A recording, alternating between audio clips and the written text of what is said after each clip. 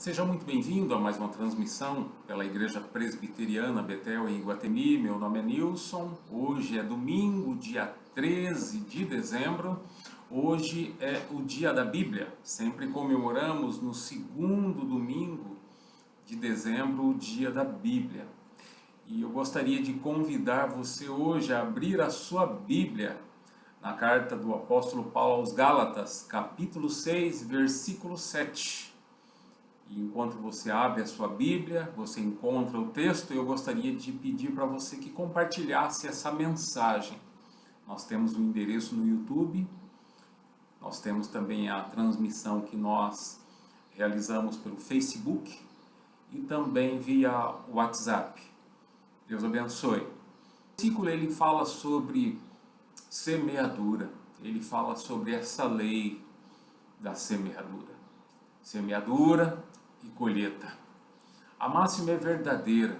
Quem semeia vento, colhe tempestade. Quem semeia bondade, colhe amor. E o texto nos leva a fazermos, para cada um de nós, e isso é muito pessoal, uma pergunta. O que nós temos, ou o que nós estamos semeando? A resposta é simples. O que nós semeamos hoje, com certeza, definirá a colheita. Observe o texto novamente, você que está com a sua Bíblia aberta. Observe o texto. Vamos ler agora os versículos, além do nosso versículo base, o versículo 7, os versículos 8, 9 e 10 também. Assim diz a palavra do Senhor. Não se deixem enganar. De Deus não se zomba. Portanto, tudo que o ser humano semear, isso também colherá. Quem semeia para a sua carne, da carne colherá destruição. Mas quem semeia para o Espírito, do Espírito colherá a vida eterna. E não nos cansemos de fazer o bem, pois no tempo próprio colheremos, se não desanimarmos.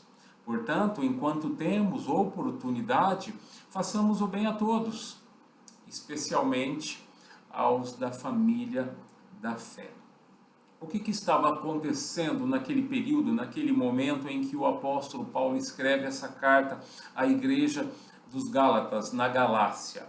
O que estava acontecendo naquele momento era que um grupo de pessoas mal intencionadas estavam falando mal do evangelho pregado pelo apóstolo Paulo, informando que esse evangelho não era o evangelho verdadeiro, o evangelho genuíno, o evangelho de obras, o evangelho de usos e costumes. E o apóstolo Paulo escreve essa carta aos Gálatas justamente para informar que eles precisavam fundamentar a sua fé na palavra de Deus, em Jesus Cristo. Como regra de fé e prática, eles precisavam viver isso. O apóstolo Paulo escreve para encorajar esses irmãos a continuarem perseverando nessa palavra. E estes judaizantes, essa turma de pessoas mal intencionadas, eles estavam tentando acrescentar a circuncisão como algo obrigatório aos recém-convertidos naquele momento. A circuncisão seria um ato que levaria a estas pessoas crerem que era necessário obras. E o apóstolo Paulo informa, não há nada mais que precisa ser acrescentado. E os judaizantes informavam que era necessário circuncidar-se para que pudessem fazer parte da igreja. O apóstolo Paulo ataca esse legalismo, essas pessoas mal intencionadas, esses usos e costumes, informando que não é por obras que nós fomos salvos, mas sim pela graça de Deus. Isso é muito importante nós sabermos. E essa graça, ela justificou-nos diante de Deus pela fé que nós exercitamos e dizemos ter em Cristo Jesus. E a partir de então, a santificação, a vida diária, ela seria operada pela fé por meio do Espírito Santo de Deus. E a primeira parte dessa mensagem que nós precisamos conversar aqui, e esse assunto é muito interessante, é muito propício, ele é muito atual, sobre o versículo 7, a parte A do versículo 7. Não se deixe enganar. De Deus não se zomba. Um dos atributos de Deus é a onisciência, é a capacidade que Deus tem de tudo saber, de tudo sentir, de tudo ouvir. Ou seja, Deus tudo vê. Deus é Deus 24 horas. O Salmo 121 afirma: Deus não cochila, Deus não dorme. E Deus nos orienta pela sua santa palavra, que é verdadeira, e nós precisamos tê-la como regra de fé e prática, como dissemos, em nossas vidas. Na vida do cristão, a palavra de Deus precisa ser regra de fé e prática. Não somente crer, mas também praticar. Deus nos informa que tudo vê, que tudo sabe sobre a minha vida, sobre a sua vida. Hebreus capítulo 12, versículo 13, assim informa a palavra de Deus: nada está oculto aos olhos de Deus. Tudo está descoberto, tudo está exposto, escancarado aos olhos de Deus sobre sua vida e sobre a minha vida. Ou seja, isso significa dizer: Deus tudo vê. Romanos capítulo 12, versículo 21, o apóstolo Paulo assim informa aos romanos: não se deixem vencer pelo mal, mas vençam o mal com o bem. Mas o que significa zombar de Deus? Não se deixe enganar, de Deus não se zomba. O que significa zombar de Deus? Zombar é uma palavra que foi escrita pelo original grego, o idioma em que foi escrito o Novo Testamento. E zombar é uma palavra no grego que significa mukterizo. Mukterizo significa voltar para cima o nariz. Eu não sei se você já percebeu, mas algumas pessoas, a sua arrogância são tão grande, a sua soberba são tão grande em relação às situações ou circunstâncias da vida que elas normalmente estão indiferentes, ou que normalmente você fala algo ou tenta instruir essas pessoas fazem esse movimento com o nariz e saem assim. Zombar é justamente isso. Essa é a ideia. É estar alheio, é fazer pouco caso, é caçoar, é escarnecer, estar indiferente para com Deus. Seria o mesmo que dizer: para mim tanto faz e eu saio assim. Zombar de Deus é não reconhecer que Deus é Senhor, que Deus é santo. Zombar de Deus é estar indiferente para com o grande amor de Deus por nós em Cristo Jesus. Zombar de Deus significa ser uma pessoa fria declaradamente. Zombar de Deus é não reconhecer o sacrifício de Jesus, sua disposição a entregar sua própria vida por amor a Deus primeiramente e também a nós. Zombar de Deus é estar indiferente para com o que Jesus nos ensinou e também nos disse para praticar. Zombar de Deus é estar indiferente aos seus ensinos, suas instruções para o nosso viver. Zombar de Deus é também fazer pouco caso da salvação que Deus proporcionou em Cristo Jesus. E a palavra do apóstolo Paulo aos Coríntios, lá em 1 Coríntios capítulo 15, versículo 33 é: não vos enganeis, as más companhias corrompem os maus costumes. O apóstolo Paulo também nos informa em sua primeira carta aos Coríntios, capítulo 6, nos versículos de 9 a 11, que os maldizentes, eles não entrarão no reino de Deus, no descanso de Deus.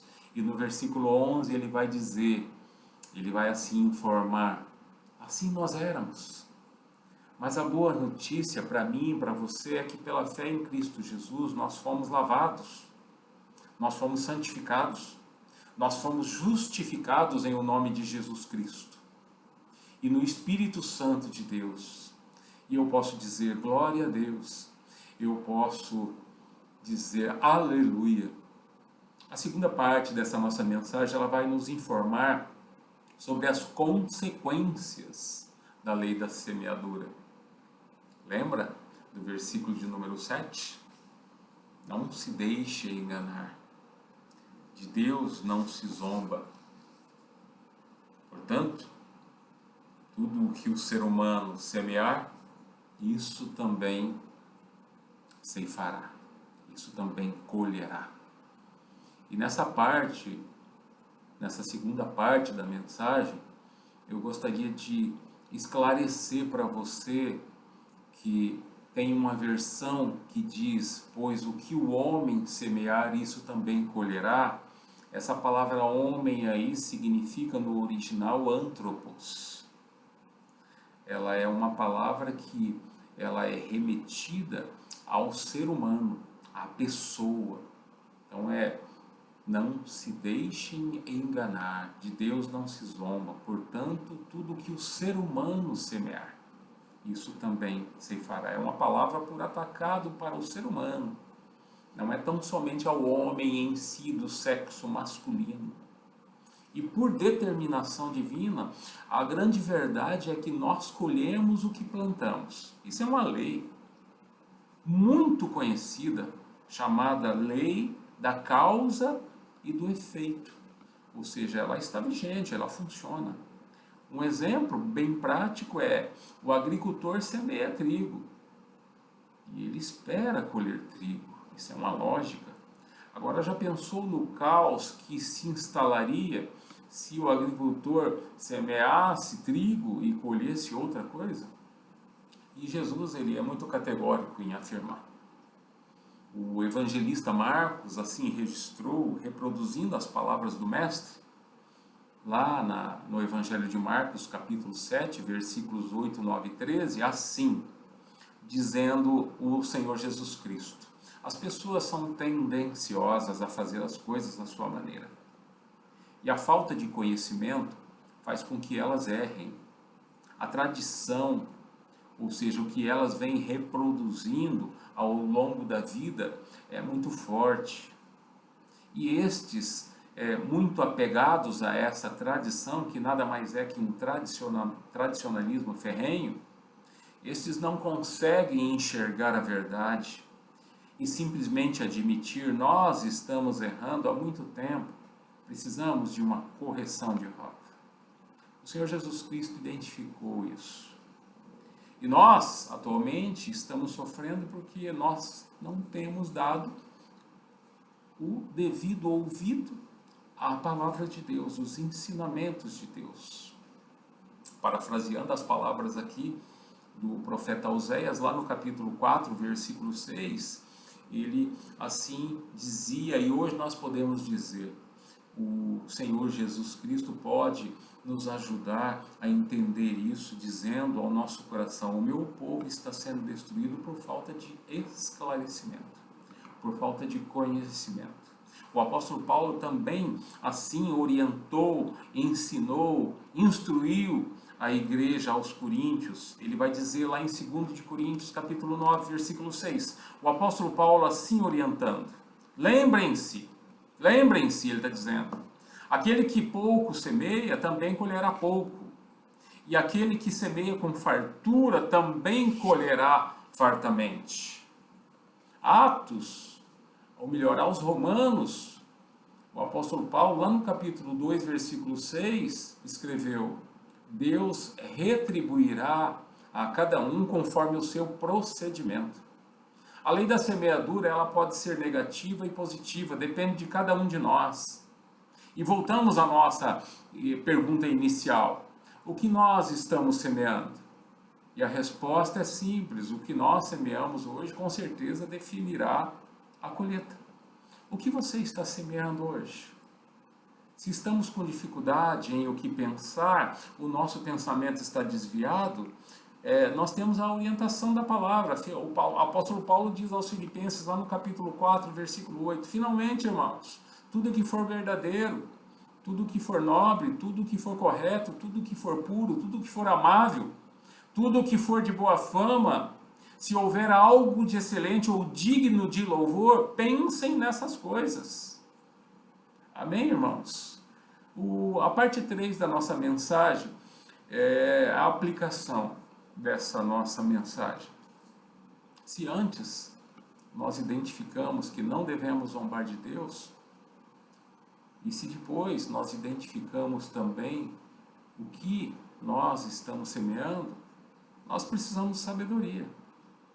E o temor do Senhor é o princípio da sabedoria. E nós nos lembramos aqui de Provérbios, capítulo 1, versículo 7, e também Provérbios, capítulo 9, versículo 10. É o mesmo texto.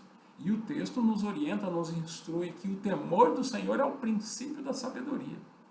E nós precisamos de sabedoria. A constatação é simples. A compreensão de quem somos e quem é Deus, ela precisa provocar em nós um temor. E esse temor, ele nos convida a refletir sobre a vontade de Deus para as nossas vidas, que é obedecer a sua palavra, pois a desobediência desagrada a Deus.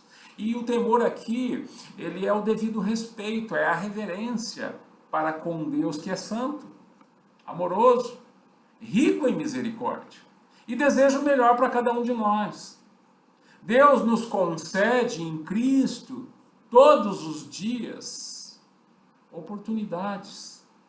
Todos os dias pela manhã, quando você se levanta, quando você acorda, quando você abre seus olhos, é Deus te concedendo uma oportunidade para que você se volte a Ele, em amor e em verdade, para que você se arrependa diante de Deus. Por isso que o texto diz que as misericórdias do Senhor são a causa de nós não sermos consumidos, porque elas renovam-se a cada manhã, e grande é a tua fidelidade. É o que diz Lamentações de Jeremias, lá no capítulo 3, dos versículos 22 e 23. Portanto, sabedoria é o que nós precisamos, pois somente a sabedoria ela nos dá condições de nós aplicarmos, canalizarmos o conhecimento que nós já temos, para que a gente possa errar o menos possível. A sabedoria nos permite fazermos boas escolhas, escolhas orientadas pelo Espírito Santo de Deus, que também nos ajuda a tomar decisões acertadas. Tiago, ele nos orienta. Se temos falta de sabedoria, peçamos a Deus. Tiago, capítulo 1, versículo 5. E Tiago nos orienta a como pedir. Ele diz assim: se algum de vocês tem falta de sabedoria, peça a Deus que a todos dá, livremente, de boa vontade, e lhe será concedida. E Deus dá sem condicionar nada, mas é preciso a gente pedir com fé. É necessário fé. E a orientação de Tiago é justamente essa: peçam, mas peçam com fé, sem duvidar. Portanto, aproxime-se de Deus, exercite a fé, estreite o seu relacionamento com Deus. Isso leva ao temor a Deus. E isso sim é ser sábio aos olhos de Deus. Conclusão: devemos nós fazer o bem, não interessa a quem. Devemos lançar boas sementes, que não saia de nossa boca nenhuma palavra torpe, mas sim palavras boas, palavras que edifiquem. Nós fomos abençoados e nós precisamos ser abençoadores. Nas mãos de Deus nós somos instrumentos de bênçãos, que estão a serviço de Deus, servos de Deus. Estamos a serviço do reino de Deus nessa terra. Nós nada trouxemos, nós nada vamos levar. O texto é muito claro. Os versículos 9 e 10 do nosso texto e não nos cansemos de fazer o bem, pois no tempo próprio colheremos, se não desanimarmos. Portanto, enquanto temos oportunidade, façamos o bem a todos, especialmente aos da família da fé. Nós devemos fazer o bem, não interessa a quem. Entretanto, a gente precisa começar. E para começar, nós precisamos começar pelos mais próximos, pelos que estão mais próximos de nós. Aqueles os quais temos um relacionamento mais intenso. E aí a gente vai assimilando a ação. Enquanto a gente vive, a gente vai assimilando a ação. Pois todo dia é dia de oportunidades. Lembre-se, se você não for uma bênção, primeiramente na sua casa, você não será fora. E o convite de Jesus ainda está de pé. Venham a mim, venham a mim. Ele afirmou lá em João 14,6, eu sou o caminho, a verdade e a vida, e ninguém vem ao Pai senão por mim. Eu gostaria de orar com você, uma breve oração. Deus, em nome de Jesus, concede a cada um de nós sabedoria, Senhor.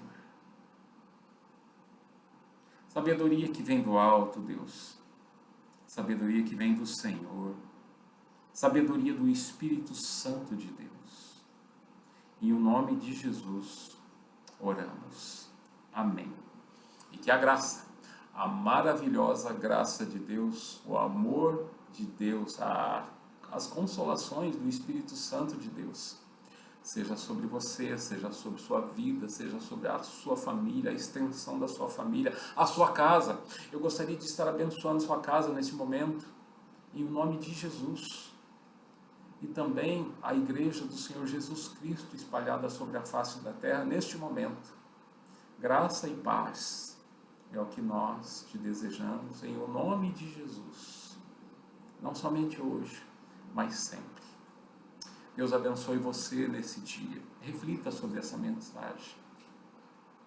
Abraços. Deus abençoe mais uma vez sua vida. Pense nisso com seriedade. Se cuide. Abraços.